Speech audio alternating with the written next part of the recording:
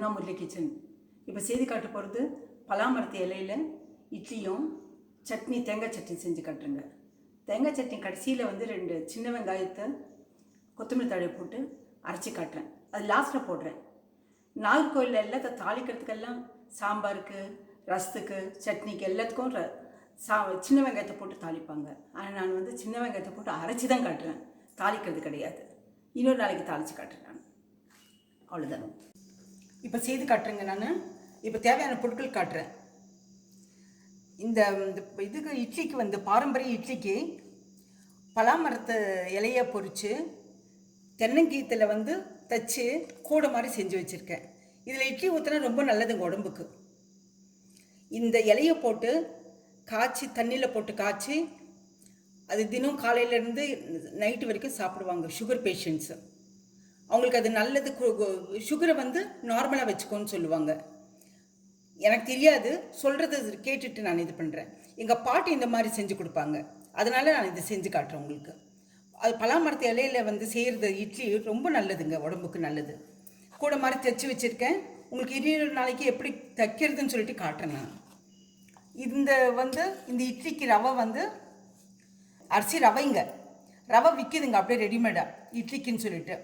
அது 1:2 1 கப்பு உளுந்து போட்டிருக்கேன். இதை ஊற வச்சு 2.5 மணி நேரம் ஊற வச்சு வெறும் உளுந்து மட்டும் ஆட்டிட்டு அதில் இந்த ரவையை, அரிசி ரவையை போட்டு 1:2 1:2 அரிசி ரவையை போட்டு ஆட்டி, அதையும் கூட சும்மா ஒரு ஆட்டி கடைசியில் இதை கலக்கி வச்சேன். இது நல்லா புளிச்சிருக்கு பாருங்கள், பார்த்தீங்களா? அது புளிக்கணும். புளிச்சு மேலுக்கு வந்ததை எடுத்து உள்ளுக்குள்ளே வச்சுட்டேன். நைட்டு ஆட்டிட்டு காலம்பரை எழுந்து வச்சிடணுங்க, உள்ளுக்குள்ளே வச்சிடணும். இதுக்கு தேங்காய் சட்னிங்க நல்லாயிருக்கும். தேங்காய் பாருங்கள், சின்ன முடி ஒன்று துருவி வச்சுருக்கேன் நான். அதுக்கு பொட்டுக்கடலை, பச்சை மிளகா, கருவேப்பிலை கொஞ்சம், கொத்தமல்லி தழை,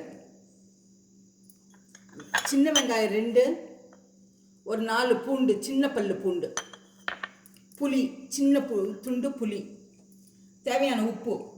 இதை போட்டு இதையும் மிக்சியில் போடுறேன். இதை வேக வச்சு உங்களுக்கு காட்டுறேங்க நான். இப்போ செய்து காட்டுறேங்க நான். இப்போ மிக்சி எடுத்துட்டேன். மிக்சி எடுத்துட்டு அதில் பச்சை மிளகா 5 பச்சை மிளகா வச்சுருக்கேன் நான். இந்த தேங்காய்க்கு இதோட காரம் எனக்கு தெரியுங்க, 5 போட்டால் கரெக்டாக இருக்கும். இது தேங்காய் துருவல் போட்டுக்கலாங்க.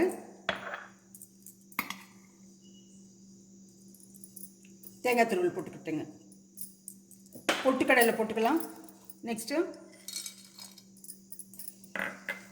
கொஞ்சம் புளி. இது பாருங்கள், இது போரும் இந்த புளி. ஏன்னா மாவு புளிச்சிருக்கிறதுனால இந்த புளி போரும். கருவேப்பிலை தழை கொஞ்சம். அப்புறமா இந்த பூண்டு பாருங்கள், சின்ன பூண்டு. இதெல்லாம் 4 போட்டிருக்கேன். பெருசாக இருந்தால் 2 போருங்க. அரை மூடி தேங்காய்க்கு 2 போரும். இதுக்கு தேவையான உப்பு போட்டுட்டு அப்புறமா மிக்சியில் அடித்து நான் காட்டுறேன் உங்களுக்கு. பாருங்கள், இதுக்கு தேவையான உப்பு போட்டுடுறேன். போட்டுட்டு உங்களுக்கு மிக்சியில் அடிச்சுட்டு இதை தாளித்து காட்டுறேன் நான். பாருங்கள், இது இட்லி மாவு எப்படி ஊற்றுறதுன்னு சொல்லிட்டு காட்டுறேன் நான். இந்த கூடையில் ஒரு 3/4 வாசி ஊற்றிட்டு நம்ம வேக வச்சிடலாங்க.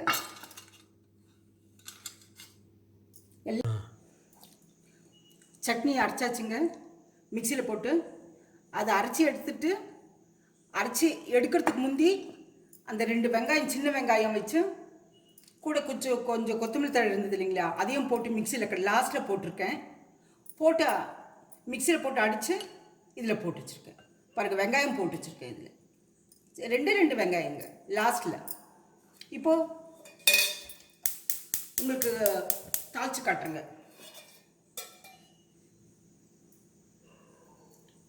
கொஞ்சம் எண்ணெய் விடுறேன்.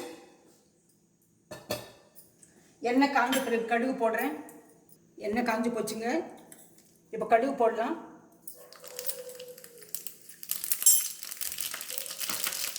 கடுகு பொரிஞ்ச உடனே கொஞ்சம் உளுத்தம்பருப்பு போடலாம்.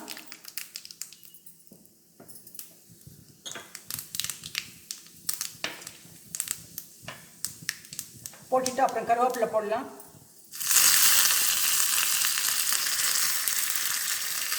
ஸ்டவ் ஆஃப் பண்ணிவிட்டு இதை எடுத்து கொட்டிடலாங்க.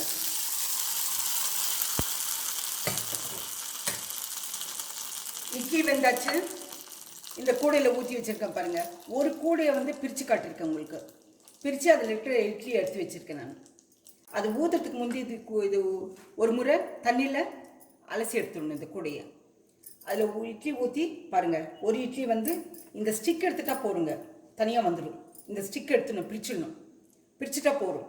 இந்த 4 இலையும் பிரிஞ்சு வந்துடும். அப்புறமா இந்த இட்லி எடுத்து வச்சிடலாம். கூட இந்த சட்னி நல்லா இருக்குங்க பாருங்கள். சட்னி இந்த பதமாக, இல்லைன்னா இன்னும் கொஞ்சம் தண்ணி ஊற்றிக்குங்க நீங்கள்.